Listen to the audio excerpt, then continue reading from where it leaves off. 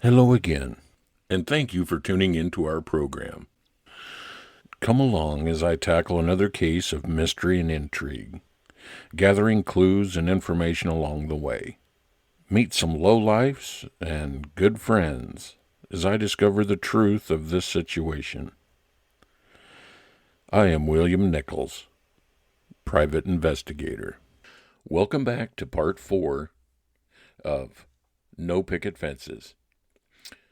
Previously, Detective Eddie and I had went to the Shades, to the scrapyard, and met with Donna, who took us and showed us that there indeed was a dead body. The shortcut was an underpass with scrap metal and vehicle body parts as the bridge above.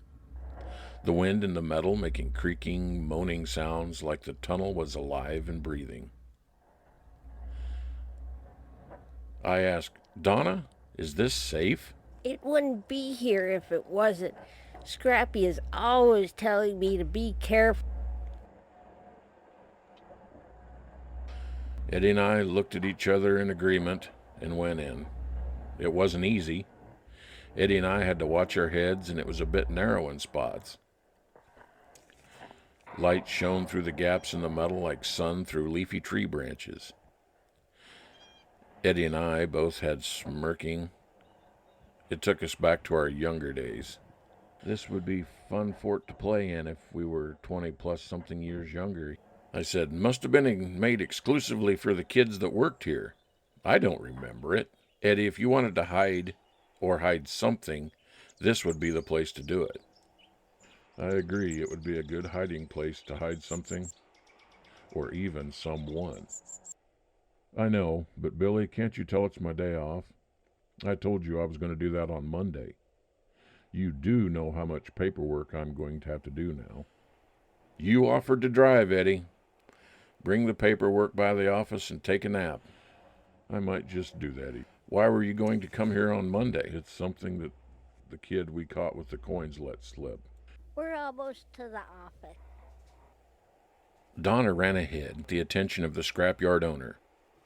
He was welding something together. As Eddie and I exited the shortcut, a forest canopy of metal, we came to a large open turnaround or unloading area. To the left was the dusty dirt road that meanders its way through the immense scrapyard. Across the road next to the fence is the office and the metal workshop. To the right of that there was a large wood and metal pipe gate. It's aged but well kept. Farther along to the right of that there was an old truck with a small trailer in tow, with some metal and a few boards sticking out. As we crossed the open area, I could see out the open gate a small cottage. It looked like it had a fresh coat of brown paint and a new roof.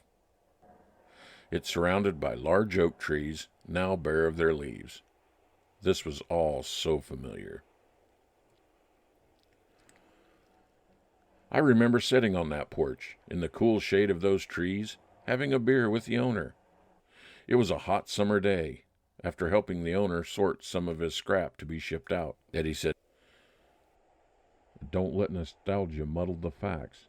There's a dead body on this property. To my surprise, Donna did a very proper introduction, as the owner walked up to us, and handshakes were given, but may have added too much information.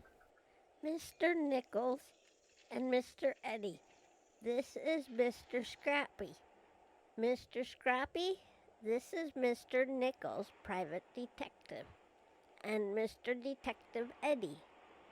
Scrappy, Detective Eddie needs to use your phone because there's a dead body in back by my door, and I think it's Flip. Mr. Eddie, follow me. The phone is over here in the office. This isn't the Mr. Phelps that I remember from younger days when I hauled scrap here, unless scrapyard dust reverses aging, but more likely a younger relative. Excuse me, Scrappy. Are you a relative to Reuben Phelps? Yes. Reuben was my grandpa. Mr. Nickels, did you know my grandpa? And what is this about Donna saying something about a body? Call me Billy. You are a spitting image of him, just younger. Yes, I knew him. I used to bring scrap here back in 48, 49, and a few times before that for spending money. Really? You knew Grandpa? He ran the scrapyard with my father. My father did the trucking. He wasn't home much. I'm Barny Phelps. I'm one of those young kids that would point where you needed to put the scrap. My brother is the shorter one. I do remember the both of you. I always thought you were the older one. It seems ages and another lifetime ago. It sure does. My brother helps out here sometimes, but the war messed with his head. I take care of him now. Tim usually keeps an eye on the place at night. He likes working at night. It's quiet, and he doesn't have to deal with people. Now, what is Donna saying about the body, and where is it? Mr. Scrappy, it's by my back door of the scrapyard. All right, I do know where that is. Who is it? It might be Flip. But I don't know yet. Maybe you could help. When did it happen? It wasn't today or last weekend. I don't know that yet either. Maybe a day or two. It's hard to say. How did it happen? Not with my lawn dart. Not sure yet. What is it that you do for a living again, Mr. Nickels? I'm a scrap trader and scavenger, and I take things apart. I'm just learning how to put them back together. Yes, you are, Donna, and learning fast, too. But what about Billy here? I'm a private investigator. Mr. Scrappy, it may not sound like it, but he really is. He really is a gumshoe. We found a lady locked in the old factory. Had to break the lock with my crowbar. Some guys in suits locked it up again, though. I need to get home. It's almost lunchtime and it really looks like rain. Thank you, Mr. Nickels. Bye, Mr. Scrappy. Oh, and by the way, I got an A on my math. Good luck to both of you gumshoes. Donna, wait. What do you mean, guys in suits? And you owe me some free information. Yeah, Mr. Nickels. Free information for a lifetime, maybe. Two guys in suits, one in overalls, put all new locks on the doors at the factory. I didn't see a car. They must have parked in back. Donna ran off into the scrapyard like it was her second home. And Eddie walked out of the office. I got off the phone with the coroner. The other detective on duty and the coroner are on their way.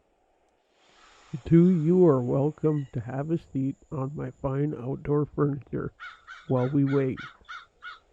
I call them old wooden crates. It was quiet behind the walls of the scrapyard.